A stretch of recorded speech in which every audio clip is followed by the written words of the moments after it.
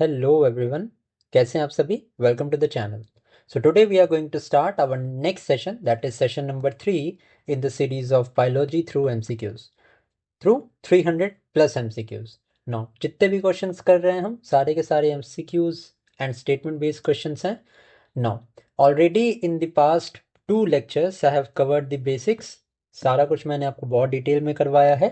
So if you want to see that video, you can click the I button and visit the playlist now, or you can go to the description of this video and see the lectures. So let us start our today's lecture.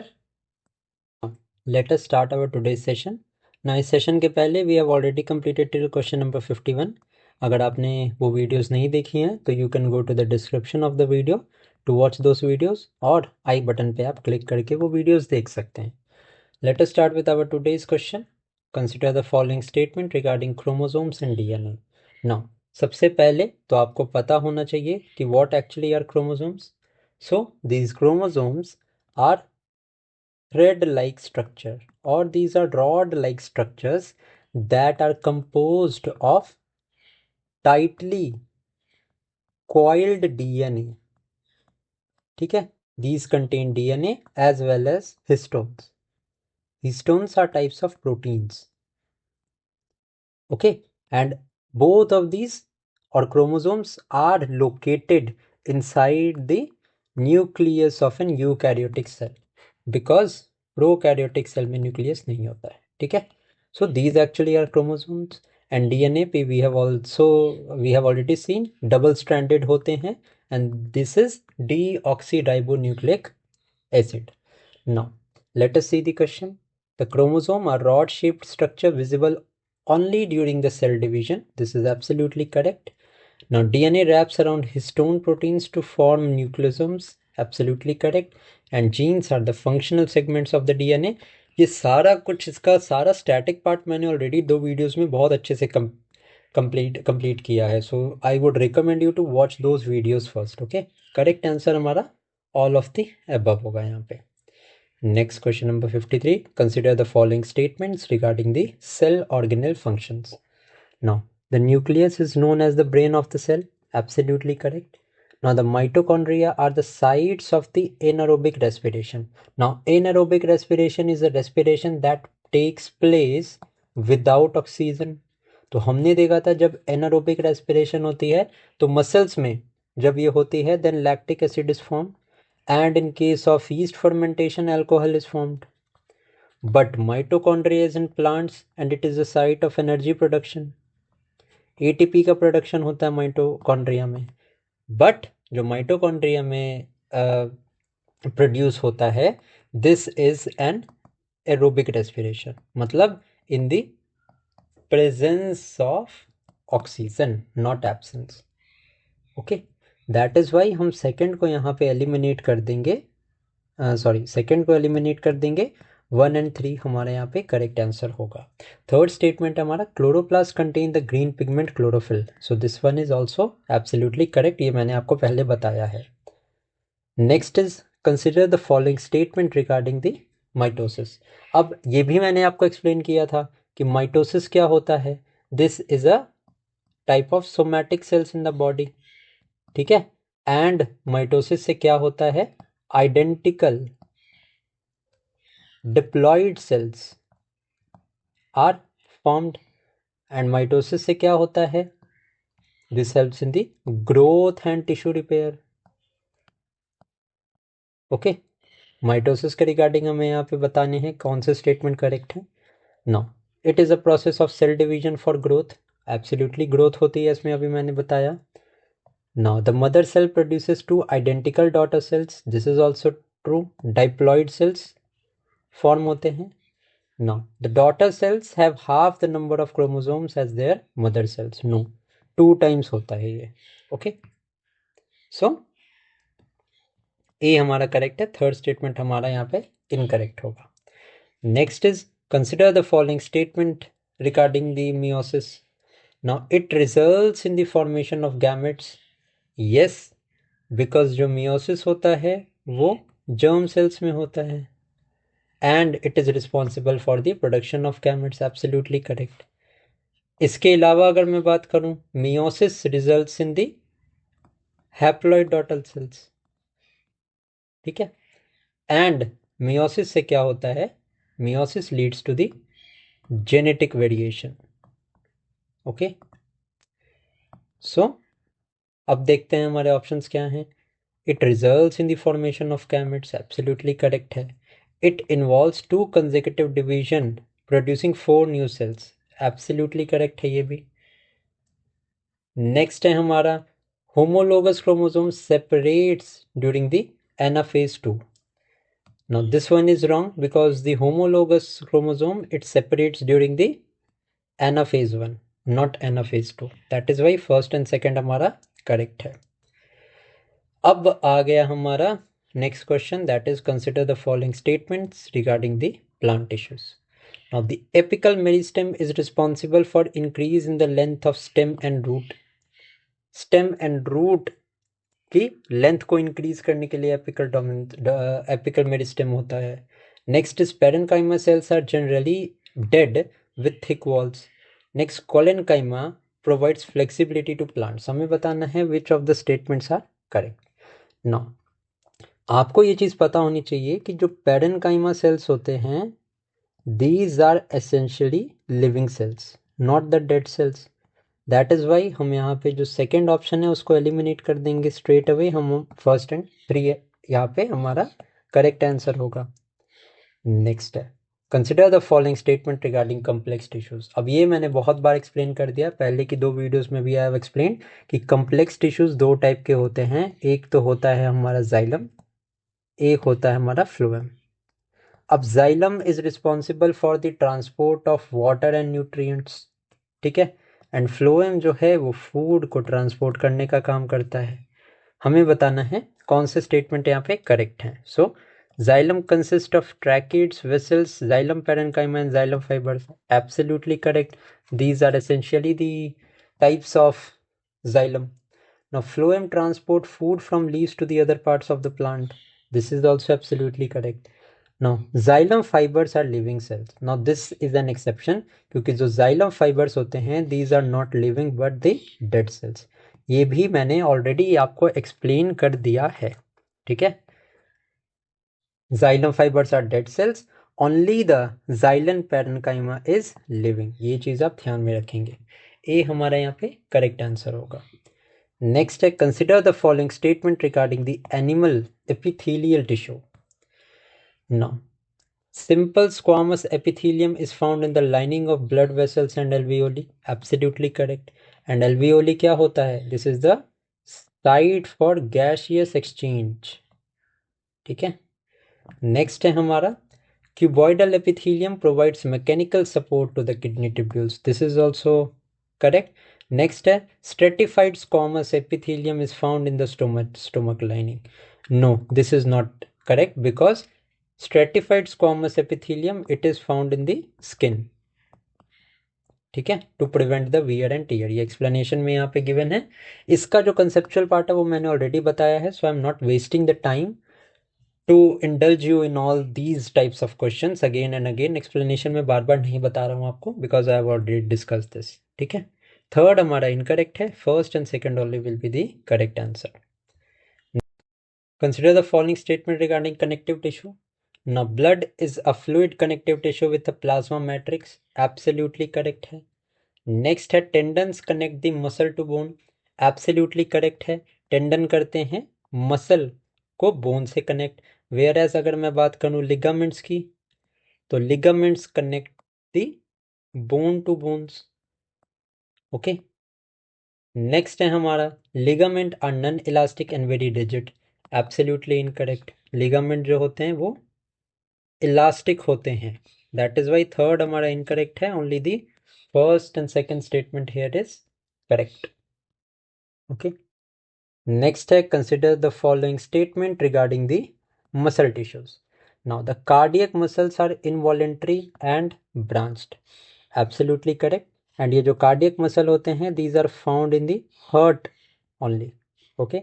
Next है smooth muscles are found in the iris of the eye and bronchi of the lungs, absolutely correct है। Next है skeletal muscle are unstriated. Okay, now the third one is wrong because these are striated. These have light and dark bands. Okay, third हम यहाँ से eliminate कर देंगे. First and second would be the correct answer. Now consider the following statement regarding the asexual reproduction type. अब यहाँ पे जो question है, I've already told you दो टाइप्स ऑफ रिप्रोडक्शन के बारे में, एक तो सेक्सुअल, एक एसेक्सुअल रिप्रोडक्शन. ठीक है. Now asexual reproduction में I have told you 5 types होते हैं generally. The first one is binary fission, second is multiple fission, then होता है budding, then होता है spore formation and then होता है fragmentation. Okay. Now budding में क्या होता है? budding में होता है unequal division. ठीक है. budding में होता है unequal division which happens in yeast and hydra. ठीक है. नेक्स्ट है हमारा planaria reproduces via regeneration. Absolutely correct है. And rhizopus reproduces by binary formation. No, this third one is incorrect. That is why first and second हमारा correct होगा. Third incorrect क्यों है? Because rhizopus reproduces via spore formation. Okay. Now consider the following statement regarding the flowers. The stamen is the male reproductive part consisting of anther and filament. Absolutely correct है. The carpel is the female productive part consisting of ovary, style and stigma. Now the pollination is the fusion of male and female gametes. No. Definition of pollination is wrong because pollination is the process of transfer of pollen grains from the anther to stigma part of the flower. It is not the fusion. Okay, that is why 1 and 2 only is right. Now consider the following statement regarding the human male reproductive system. The sperm formation occurs in the testis. Next है Leydig cells produce the hormone testosterone. Absolutely correct. And the vas deferens transport urine from the bladder.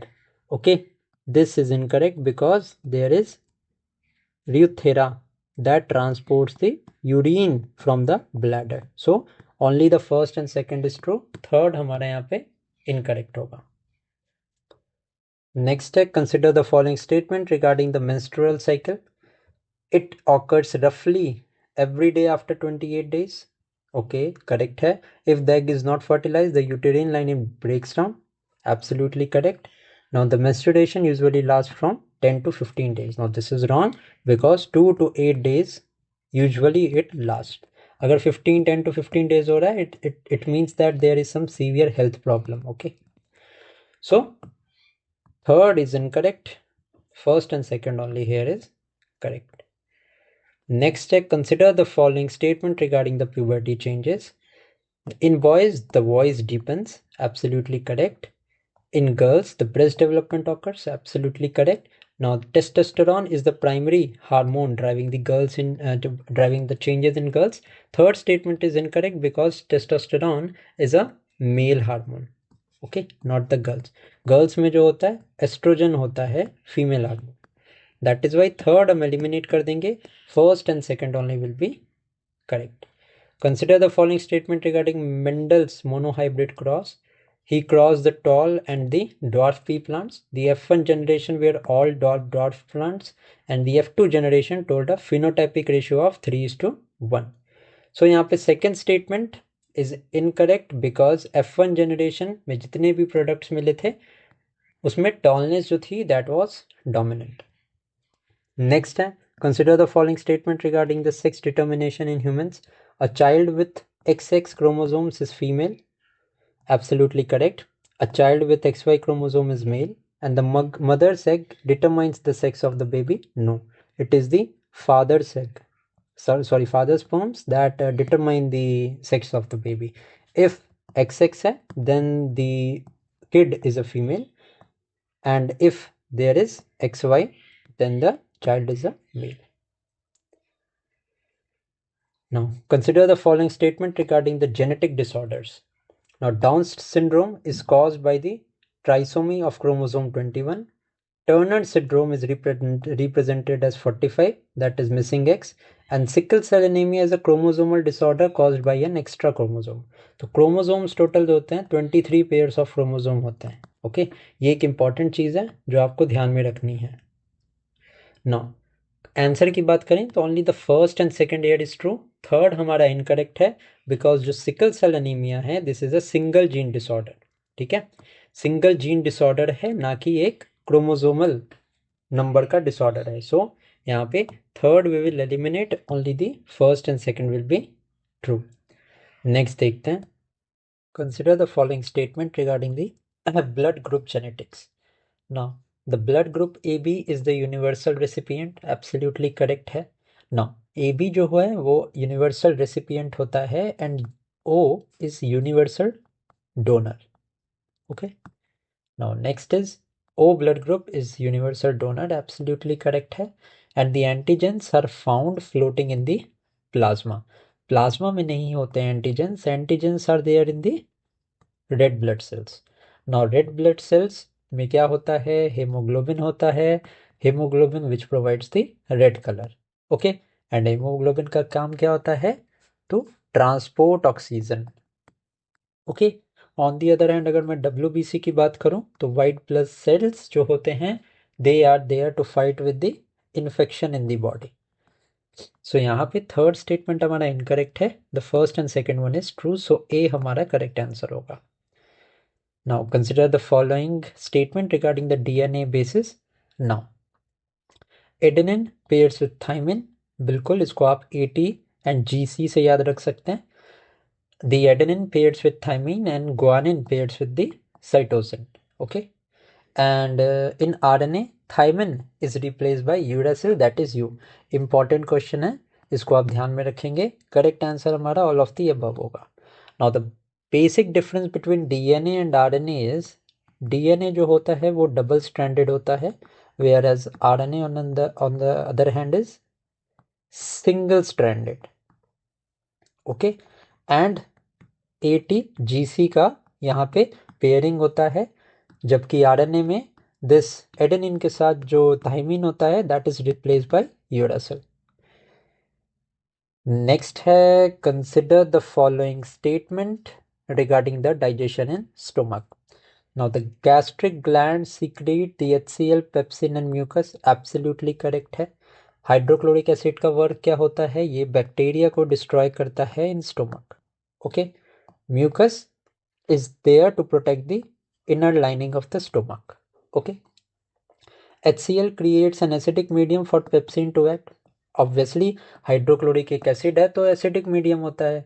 Pepsin, lipase etcetera on the other hand ये basic और alkaline होते हैं.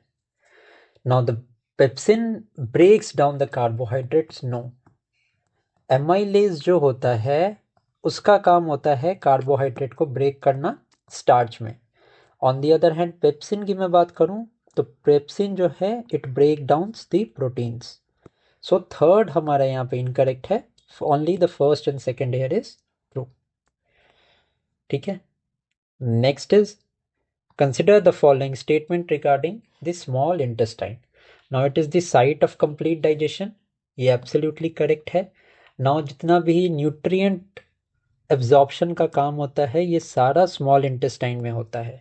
And small intestine में एक special organ या special part होता है Willie, जो कि एब्जॉर्प्शन में न्यूट्रिएंट के हेल्प करता है. जो विटामिन B12 होता है ये भी हमारा स्मॉल इंटेस्टाइन में ही एब्जॉर्ब होता है.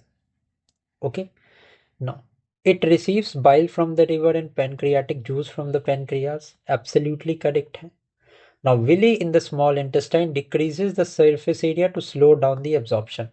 अभी मैंने आपको बताया कि ये विली का काम होता है to increase the surface area, and इसका वर्क ये होता है कि इंक्रीज करता है ये एब्जॉर्प्शन को बॉडी में, ना कि डिक्रीज, ना कि स्लो डाउन. सो थर्ड हमारा यहाँ पे इनकरेक्ट है, फर्स्ट एंड सेकेंड स्टेटमेंट ही हमारा यहाँ पे करेक्ट आंसर है.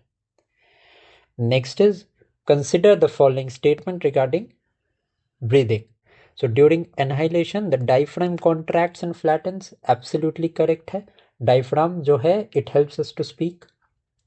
During exhalation the diaphragm relaxes and becomes dome shaped, absolutely correct है। Now the exchange of gases occurs in the bronchi, this one is incorrect, क्योंकि जो gaseous exchange होता है humans में ये एल्वियोली में होता है।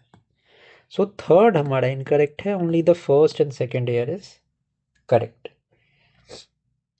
Next is consider the following statement regarding the heart.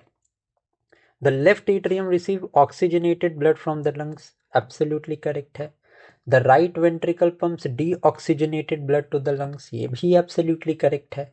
Now the aorta carries deoxygenated blood to the body, this is incorrect because जो aorta होती है वो ऑक्सीजनेटेड ब्लड कैरी करती है बॉडी में, एंड ये बहुत इंपॉर्टेंट पॉइंट है, इसको आप ध्यान में रखेंगे। सो थर्ड हमारा यहाँ पे इनकरेक्ट है, only the first and second year is true.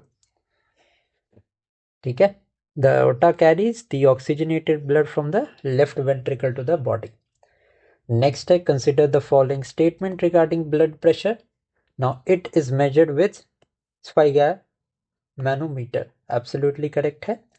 Next है systolic pressure represents the heart relaxing and normal blood pressure is 120/80. Now यहाँ पे फर्स्ट एंड थर्ड ही हमारा करेक्ट है, second is not true because the systolic pressure it represents the heart contracting. ठीक है, heart contracting जो है वो systolic pressure measure करता है, वेयर एज डायस्टोलिक जो है वो रिलैक्सिंग मेजर करता है। नेक्स्ट है consider the following statement regarding the excretion. Now the functional unit of kidney is neuron, this is incorrect, nephron होता है। Okay, neuron is related to the brain. So first हमारा incorrect है। Urine is stored in the urinary bladder, absolutely correct, and urethra releases urine from the body. Second and third हमारा absolutely correct है, so B will be the correct answer. Explanation है, आप pause करके पढ़ सकते हैं। Next is consider the following statement regarding the nitrogenous waste.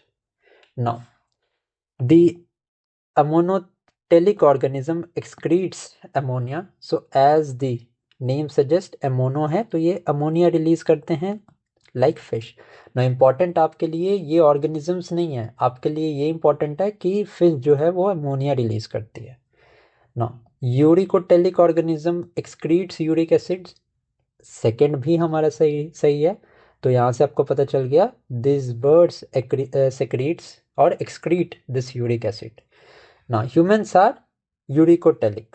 No. ठीक है, यूरिकोटेलिक नहीं होते हैं because humans are uretolic, that is they excretes urea. So 1 and 2 हमारा correct है, third is not right. Next is consider the following statement regarding the blood components. The RBC contains hemoglobin, absolutely correct है. WBC fights infection, this one is also true. And platelets are responsible for transporting oxygen. Third हमारा incorrect है, platelets का काम होता है blood clot करना। Okay, oxygen के transport का काम जो है वो हीमोग्लोबिन का है। So only the first and second year is true, third हमारा इनकरेक्ट है।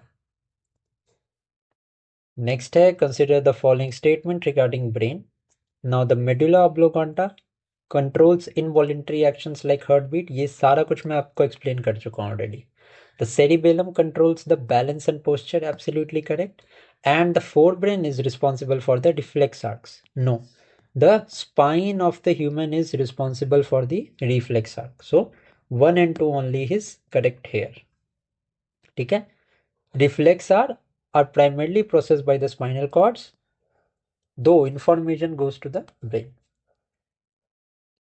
Next है हमारा consider the following statement regarding neurons. The dendrites receive signal, the axon transmits signal away from the cell body, and the gap between neurons is called tendons. Now, हमने ये चीज देखी थी कि टेंडन्स जो होते हैं वो बोन को मसल से कनेक्ट करते हैं, तो यहाँ पे तो ये सही नहीं है। तो सही क्या है कि जो गैप होती है between two neuron, this is known as synapse, not tendon. ठीक है, सो फर्स्ट एंड सेकेंड ही हमारे यहाँ पे करेक्ट है, third one is not true. अब है regarding hormones, we have to tell the correct statement. Now insulin lowers the blood sugar level, absolutely correct है। थायरॉक्सिन, एंड ये इंसुलिन सिक्रीट कौन करता है? पैनक्रियाज। नाउ इस क्वेश्चन को ऐसे भी पूछा जा सकता है कि diabetes is a disease of which organ, so diabetes is related to pancreas because pancreas जो है वो इंसुलिन सिक्रीट करता है। Now this thyroxine regulates metabolism, absolutely correct है। तो ये रिलीज कौन करता है? थायराइड ग्लैंड जो है वो थायरॉक्सिन रिलीज करता है। Now adrenaline is the fight और फ्लाइट हार्मोन, ये भी हमारा करेक्ट है। जितने भी स्टेटमेंट दिए हैं all of these are absolutely correct. Next question है, consider the following statement regarding the plant hormones. The auxins promote the bending of stem toward the light, phototropism जिसको बोलते हैं हम। Cytokinins promote cell division, correct है। Abscisic acids promotes the rapid growth, ये भी मैं बता चुका हूँ आपको कि जो ये एब्सिस एसिड होता है ना, this is a growth inhibitor. मतलब क्या कि ग्रोथ को रोकता है ये एब्सिस एसिड, ओके, ना कि प्रमोट करता है। सो थर्ड वन हमारा यहाँ पे इनकरेक्ट हो जाएगा। Okay, only the first and second will be the correct statement here. Next is consider the following statement regarding trophism. Now, geotrophism is the response of root to the gravity. Correct है. Phototrophism is the response of shoot to the light. Absolutely correct. And hydrotrophism is response to touch. No. Hydrotrophism is response to water. Hydro मतलब water होता है. Okay. Now, the response to the touch is known as thigmotrophism. Okay. So only the first and second here is true. Next देखते हैं. Now next is consider the following statement regarding Monera. They are unicellular prokaryotes. Obviously बिल्कुल correct है. And आपको पता होगा, ये मैंने बताया भी है, the prokaryotes do not carry a well-defined nucleus. Okay. Next है the example of Monera includes bacteria and cyanobacteria. ये भी correct है. Third statement है they possess a well-defined nucleus. No, this is wrong. Because Monera is a prokaryote and हमें पता है prokaryote में well-defined nucleus नहीं होता है. So only the first and second statement here is true. Next is consider the following statement regarding the pteridophytes. Okay. Now they are the first terrestrial plants with vascular tissue. Now this statement is absolutely correct. Next है हमारा they produce seeds, तो ये गलत है हमारा because they do not produce seeds. Pteridophytes का examples है ferns and horsetails, तो थर्ड भी हमारा एब्सोल्युटली करेक्ट है। तो second one is not correct. Okay, next is consider the following statement regarding the gymnosperms. They bear naked seeds, that is they are not enclosed in a fruit, absolutely correct है। Whereas अगर मैं angiosperms की बात करूं तो ये जो हैं these are enclosed in a seed. Now they are vascular plants, absolutely correct. It means what? इनमें xylem भी होता है प्लस इनमें phloem भी होता है. Okay. Now the examples include mango and rose. Now examples जो हैं ये गलत है because mango and rose are the examples of angiosperm. अब आपने देखा होगा मैंगो का जो सीड होता है, सीड इनक्लोज होता है, ठीक है। इसके सीड के ऊपर क्या होता है? पल्प होता है मैंगो का, जिसको हम which we eat. Okay, next देखते हैं, consider the following statement regarding the arthropoda. Now it is the largest phylum of animalia, they have joint legs and they have a close circulatory system. So यहाँ जो है वो third statement incorrect है। Why? Because arthropodas में open circulatory system होता है। So only the first and second statement here is true. Next है consider the following statement regarding the vertebrates. Now the fish breathe through gills, absolutely correct है।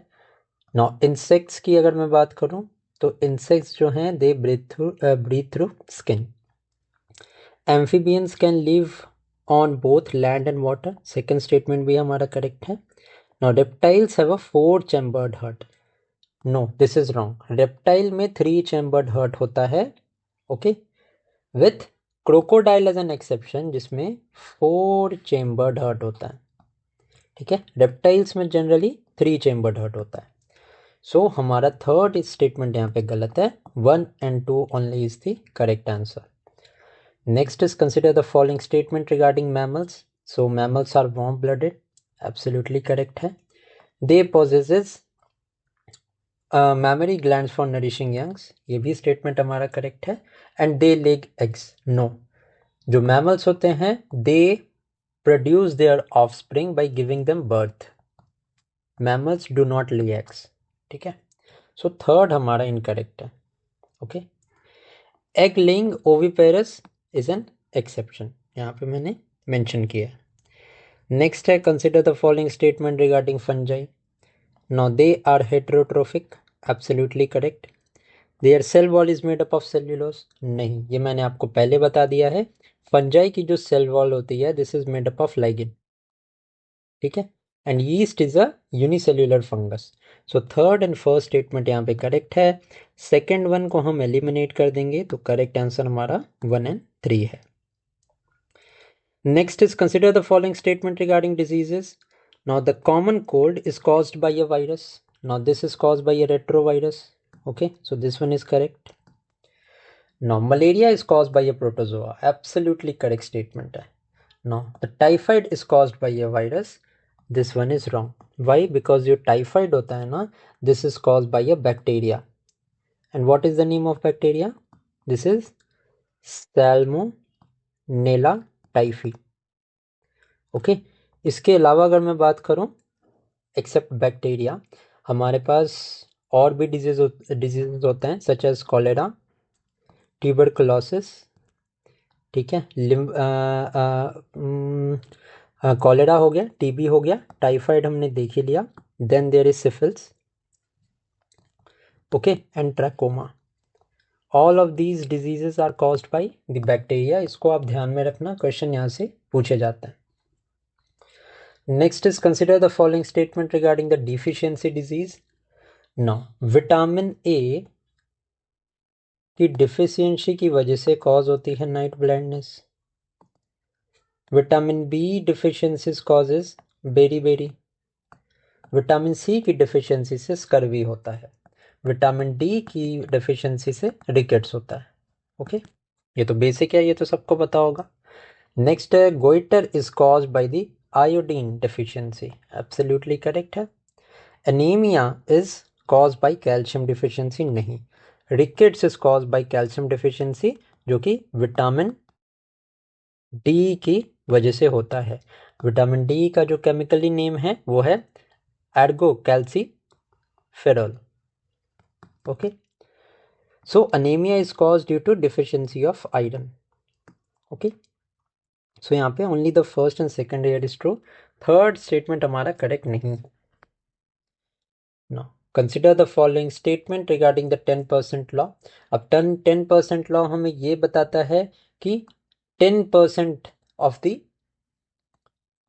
10% of the energy is transferred to the upper trophic level। अब अगर मैं बात करूं energy law की तो पहला स्टेटमेंट हमारा बिल्कुल करेक्ट है। Now it limits the number of trophic levels in a food chain, absolutely correct है। Energy flow is bidirectional, नहीं, 10% लॉ में unidirectional flow of energy होता है। So only the first and second statement here is true, third हमारा correct नहीं है। Uni directional flow होता है प्रोड्यूसर एंड कंज्यूमर्स की, ठीक है, एग्जाम्पल है। So with this let us and this session here only. आज हमने अराउंड काफ़ी क्वेश्चंस किए हैं, आने वाले लेक्चर्स में हम जितने भी रिमेनिंग क्वेश्चंस हैं उन सबको कंप्लीट करके and we will end this series. So thank you for watching this video and keep studying.